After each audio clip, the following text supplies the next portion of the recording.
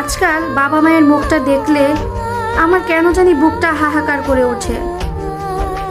বাবা নামক মানুষটাও দিন দিন কেমন যেন হয়ে যাচ্ছে, শান্ত শিষ্ট চুপচাপ। সন্ধে হতে না হতেই বাবা নামক মানুষটা বিছানায় লুটিয়ে পড়ে একটু ঘুমানোর জন্য। বাবার পরিশ্রমী শক্ত পাকাপোক্ত শরীরটাও দিন দিন কেমন যেন ঝিমিয়ে যাচ্ছে।